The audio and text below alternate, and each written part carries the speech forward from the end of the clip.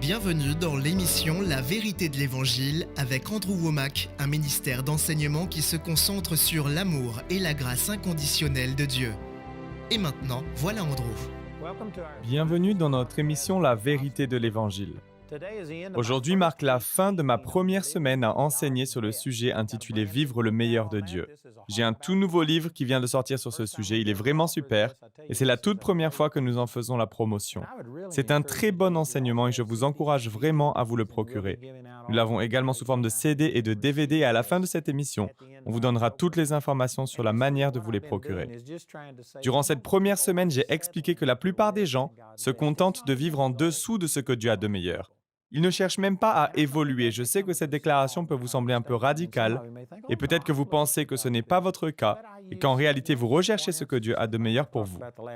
Pour vous donner un exemple, ces quelques derniers jours, j'ai parlé du verset dans Deutéronome au chapitre 28 et également Romains au chapitre 13 où il est écrit « Ne devez rien à personne », où il est dit que la bénédiction sur votre vie sera tellement grande que vous pourrez prêter et que vous n'aurez jamais besoin d'emprunter. Voilà ce que Dieu a de meilleur. Cependant, pour beaucoup de gens, ce n'est même pas un objectif. La plupart des gens sont parfaitement satisfaits de vivre avec des dettes. Est-ce que je suis en train de dire que Dieu est en colère contre vous et que vous êtes dans le péché? Non. Est-ce que je dis que vous devriez vous sentir coupable ou condamné si vous avez des dettes? Non. Ce que je dis, c'est que ce n'est pas ce que Dieu a de meilleur. Pourquoi payer une chose pour le double de sa valeur réelle? Les gens disent parce que je ne peux pas l'obtenir autrement. Mais si, vous le pouvez, en vous disciplinant et en faisant preuve de sagesse. Et même si, pour une raison ou une autre, vous vous trouvez dans une situation où vous devez contracter un emprunt, comme cela a été le cas pour ma femme et moi lorsque nous avons obtenu un prêt, grâce à mon statut de vétéran de l'armée afin de pouvoir acheter notre maison, et Dieu nous a vraiment bénis, nous avons pu acheter une maison d'une valeur de 120 000 $ à moitié prix. C'est un constructeur qui nous l'a vendu et j'ai dû utiliser mon prêt de vétéran afin de pouvoir payer. Nous avons réussi à rembourser notre dette en 15 ans au lieu de 30 ans. Et même si j'ai contracté une dette, je savais que ce n'était pas ce que Dieu avait de meilleur et je m'en suis sorti le plus rapidement possible. Récemment, à cause des frais causés par les bâtiments que je suis en train de faire construire sans emprunter, je me suis retrouvé à mes limites financièrement et je n'avais pas assez d'argent pour payer les salaires de tous les employés et nos factures de télévision. Pour cette raison-là, j'ai contracté un prêt afin de pouvoir payer tout le monde. Mais je l'ai remboursé en 45 jours. Les gens m'ont dit que c'était stupide, mais je ne voulais tout simplement pas rester endetté. Il est vrai que j'ai contracté un prêt, ce n'était sans doute pas ce que Dieu avait de meilleur, et lorsque j'ai vu cette situation, je n'ai pas voulu m'y complaire. Nous avons donc fait le nécessaire afin que je ne sois pas obligé de me retrouver dans une situation similaire à l'avenir. Je ne suis pas contre ceux qui ont des dettes, comprenez bien ce que j'essaie de dire. Cependant, je sais que ce n'est pas ce que Dieu a de meilleur et je ne me satisfais pas d'en rester là. Tant que vous serez satisfait de vivre dans l'endettement, vous continuerez. C'est ce dont j'ai parlé lors de ces dernières émissions. Ce que j'aimerais souligner aujourd'hui en utilisant un autre exemple, c'est que la plupart des gens se complaisent dans la maladie. Ce que je viens de dire peut choquer et beaucoup peuvent penser « pas du tout, je ne souhaite pas être malade ». D'accord, mais vous l'acceptez. Vous pensez que c'est normal, c'est naturel. Je rencontre régulièrement des gens qui ont toutes sortes d'allergies. Ils ont des sensibilités à certaines choses, il y a certains aliments qu'ils ne peuvent pas manger, et ils acceptent cela comme si c'était normal. Ils n'apprécient pas le fait d'être dans cette situation, mais ils l'acceptent. Il y a ceux qui diront lorsqu'ils tombent malades que c'est la saison de la grippe, et qu'il y a un moment particulier de l'année où il est normal de tomber malade. Je ne vais pas enseigner sur le sujet de la guérison, mais il y a de nombreux passages des Écritures qui font référence à cela. Il y a un verset qui dit que par les meurtrissures de Jésus, nous avons été guéris. 1 Pierre 2, 24. Et nous voyons que ce verset est conjugué au passé. C'est une citation de Ésaïe chapitre 53 où il est aussi écrit « C'est par ces blessures que nous sommes guéris ». Et ce passage se trouve également dans Matthieu chapitre 8 verset 17 où il est précisé que c'est l'accomplissement de ce que le prophète Ésaïe avait annoncé et que cela ne faisait pas référence qu'à la guérison émotionnelle. Il est aussi question de la guérison physique, du fait que ce sont nos souffrances qu'il a portées, c'est de nos douleurs qu'il s'est chargé. La Bible enseigne que Dieu nous veut en bonne santé. Il est écrit dans 3 Jean chapitre 1 verset 2 « Bien-aimé, je souhaite que tu prospères à tout point de vue et sois en bonne santé à l'image de ton âme. » Cependant, le chrétien moyen ne croit pas vraiment que Dieu nous veut en parfaite santé.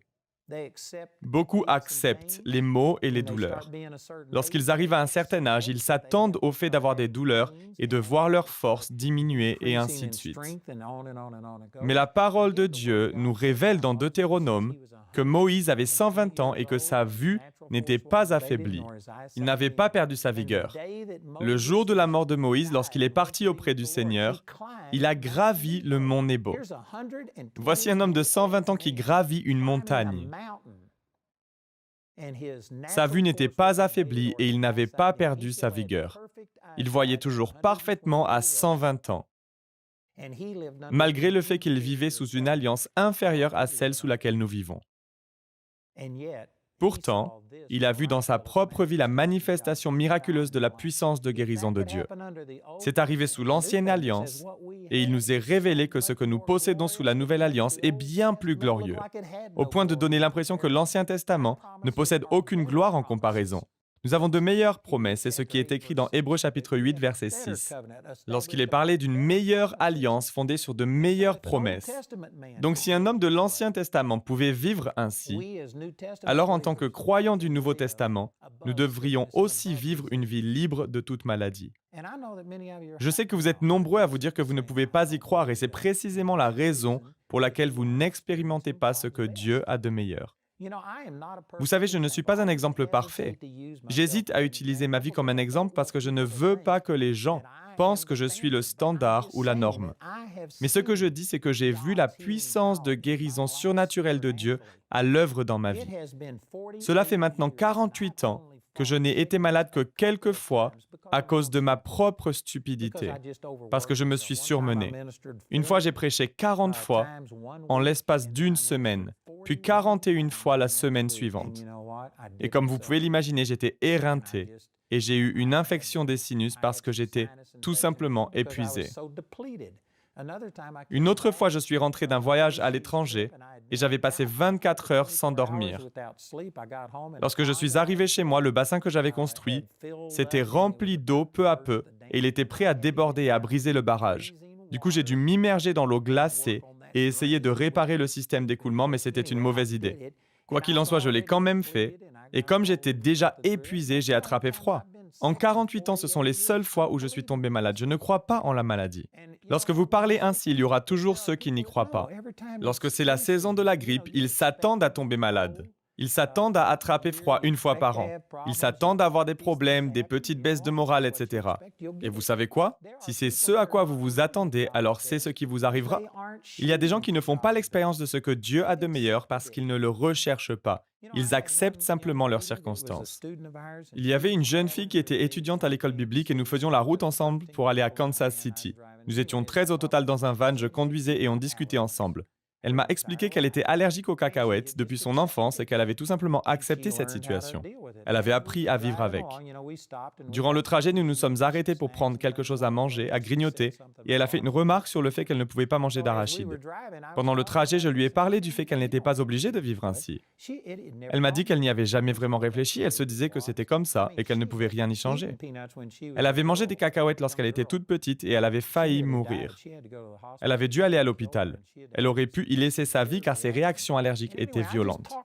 J'ai parlé de tout cela avec elle et je lui disais que Dieu pouvait la guérir de ce problème. Je lui ai dit qu'elle n'était pas obligée de vivre ainsi et elle a commencé à croire pour expérimenter ce que Dieu avait de meilleur pour elle. Nous ne l'avons pas su tout de suite, mais lorsque nous nous sommes à nouveau arrêtés pour faire le plein d'essence, elle a acheté une barre de chocolat remplie de cacahuètes et l'a mangée sans en parler à personne. 1 heure ou 2 plus tard, elle m'a dit qu'elle avait avalé toutes ses cacahuètes et qu'elle n'avait eu aucune réaction allergique. Elle a reçu une guérison miraculeuse ce jour-là.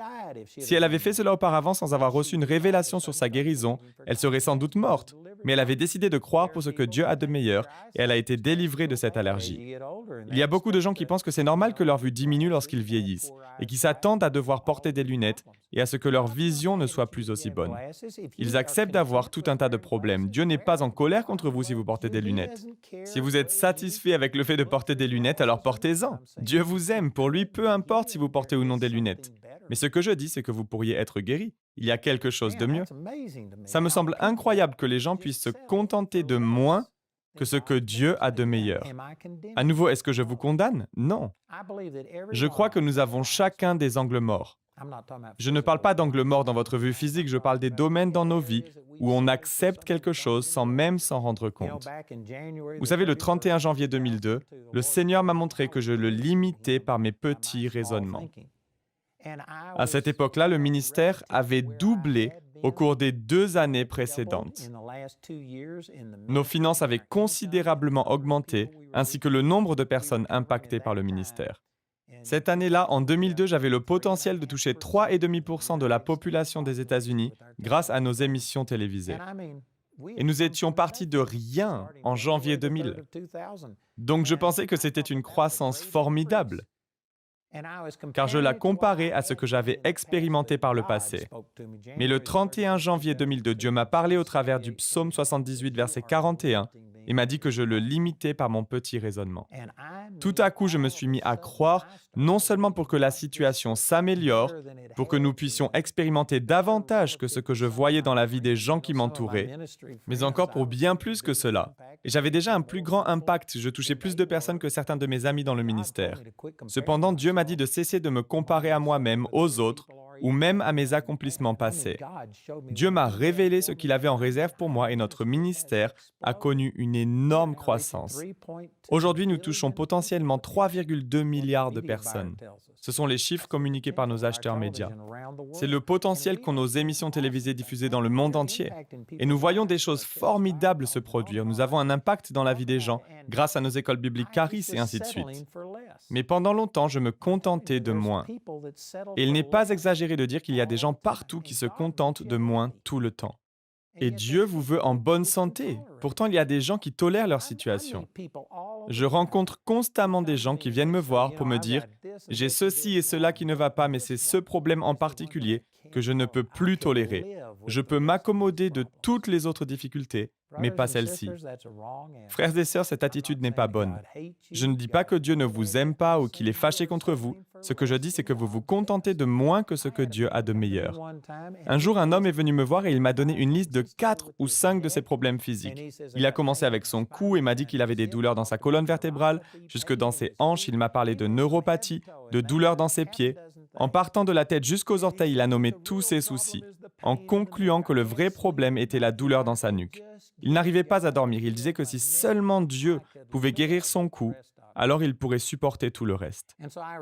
Ma réaction était de lui dire « Je comprends ce que vous dites. Si nous demandions à Dieu de guérir votre cou, votre colonne vertébrale, vos hanches, vos jambes, votre système nerveux, votre neuropathie, si Dieu devait régler tous ces problèmes d'un seul coup, il risquerait d'y avoir un court-circuit dans le ciel. » Lorsque je lui ai dit cela, cet homme m'a regardé en disant « Eh bien, je n'avais pas réalisé la bêtise de mes paroles. Je lui ai confirmé qu'en effet, c'était très stupide.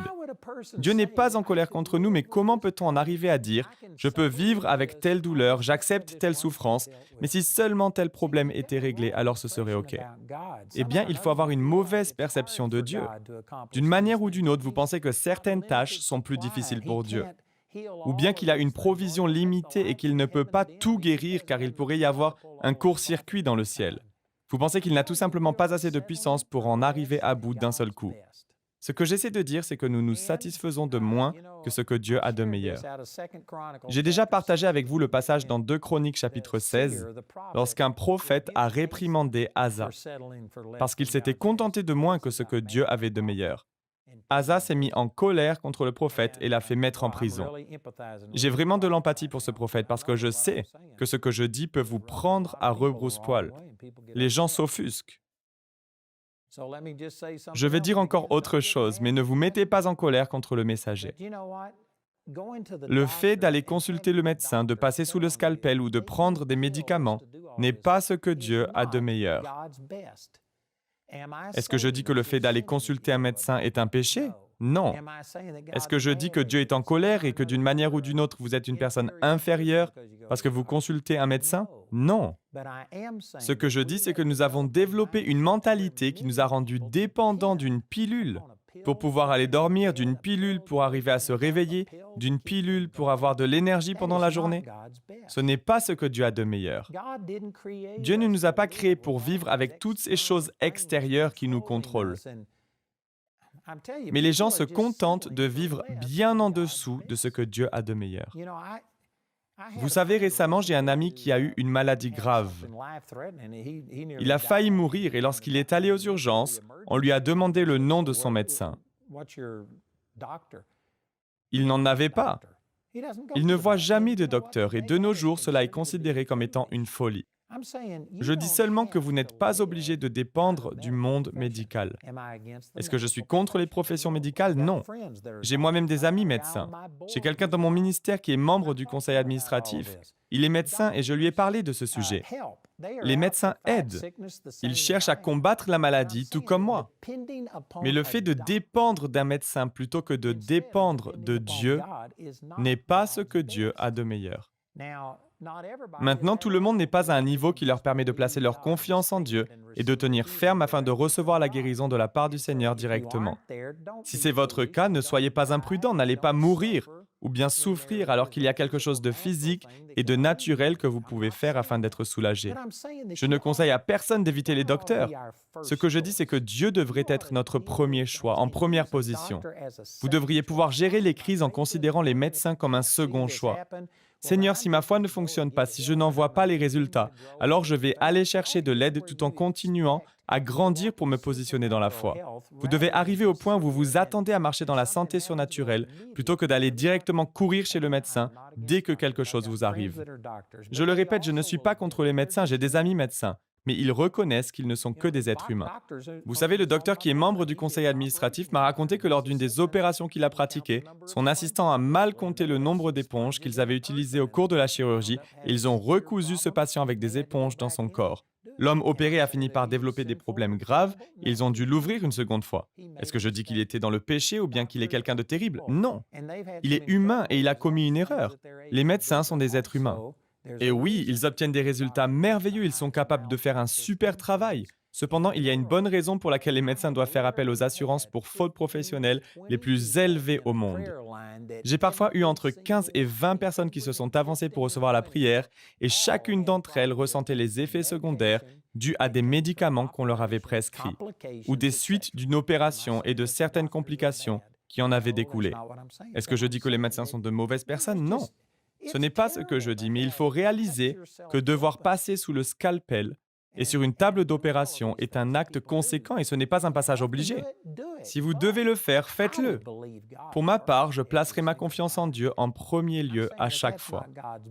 Ce n'est tout simplement pas ce que Dieu a de meilleur. Si vous êtes dans une situation personnelle où vous ne voyez pas la guérison se manifester par la foi, alors il n'y a aucune condamnation. Faites ce que vous avez à faire. Mais pourquoi se tourner vers le médecin en premier lieu et seulement si le docteur abandonne, s'il ne peut rien faire, c'est alors qu'on se tourne vers Dieu. Vous savez, j'ai prié pour de nombreuses personnes que les médecins avaient renvoyées chez elles pour mourir, en leur disant qu'ils n'avaient pas les compétences médicales pour leur venir en aide et qu'ils ne pouvaient plus rien faire pour elles. Je vois le positif dans une telle situation, après que les médecins aient abandonné. Vous savez pourquoi? Parce qu'à ce moment-là, les gens placent toute leur foi en Dieu. Mais la plupart du temps, les gens viendront me demander la prière en ayant déjà planifié une intervention chirurgicale. Ils ont déjà prévu une autre manière de gérer le problème au cas où. Ils ne sont pas engagés pleinement pour recevoir une guérison de la part de Dieu. C'est comme s'ils demandaient à Dieu juste pour voir si ça marche vraiment. D'ailleurs, un jour, quelqu'un est venu chez moi pour me demander la prière et cette personne souffrait d'une grippe sévère, donc j'ai prié pour la guérison. Nous nous attendions à ce que sa santé soit restaurée, mais l'homme n'était pas à la réunion à laquelle nous l'avions invité ce soir-là. Nous l'avons donc appelé pour savoir ce qu'il s'était passé et il était à l'hôpital. Il nous a appris qu'ils avaient déjà prévenu l'hôpital qu'ils allaient venir. Ils avaient réservé un lit à l'hôpital avant même de s'arrêter chez nous pour nous demander la prière. Et je me suis dit, alors pourquoi avoir prié pour vous si vous saviez déjà que vous alliez vous rendre directement à l'hôpital pour vous faire soigner? Pourquoi avoir demandé à Dieu pour que la guérison se manifeste? J'appelle cela être partagé et instable. Je sais que lorsque je dis cela, il y a des gens qui le prennent de travers. Vous pensez que je suis contre les médecins alors que je ne le suis pas.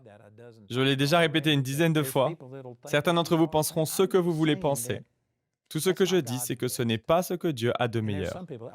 Il y a ceux qui diront que la connaissance médicale a été transmise par Dieu et que donc nous devrions utiliser tout ce que la médecine a à nous offrir.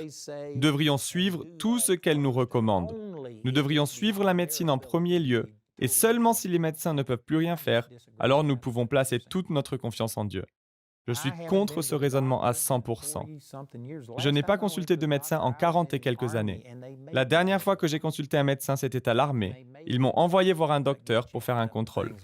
Je ne vais tout simplement pas consulter les médecins et j'ai reçu de nombreuses guérisons surnaturelles. J'ai vécu en bonne santé, je me suis cassé des os et j'ai vu Dieu les guérir de façon surnaturelle. Est-ce que je condamne qui que ce soit qui va voir un médecin lorsqu'il se casse un os? Ou bien quelqu'un qui porte un plâtre? Non. Ce n'est pas ce que je dis, mais pour ma part, je crois en Dieu et je choisis de croire pour un miracle surnaturel. Quoi qu'il en soit, j'utilise ces exemples pour montrer comment nous acceptons moins que ce que Dieu a de meilleur. Est-ce que je condamne les gens parce qu'ils en sont là? Non. Je dis simplement que Dieu a tellement plus pour nous que ce que nous expérimentons. Une des raisons pour lesquelles nous ne le voyons pas dans nos vies, c'est que nous arrivons parfaitement à vivre avec moins que ce que Dieu a de meilleur. Nous nous en contentons. Nous sommes satisfaits de prendre des pilules et des médicaments le reste de notre vie, plutôt que de recevoir la guérison. Nous pensons pouvoir gérer et tant que c'est gérable, nous vivons ainsi alors que Dieu pourrait nous en libérer. Ce que je dis, c'est que Dieu a quelque chose de meilleur, quelque chose de vraiment mieux. Si nous n'expérimentons pas son meilleur, nous devons commencer à y croire. Je ne comprends pas pourquoi qui que ce soit voudrait passer sur la table d'opération et par ce genre de situation, alors que vous pouvez être guéri de manière surnaturelle. Est-ce que je vous condamne? Non. Mais je dis qu'il y a quelque chose de mieux. C'est vraiment merveilleux. J'ai moi aussi eu des problèmes d'ordre physique. J'aurais pu aller consulter un médecin et me faire soigner, gérer mes soucis de cette manière-là, mais j'ai placé ma confiance en Dieu et il m'a guéri de façon surnaturelle.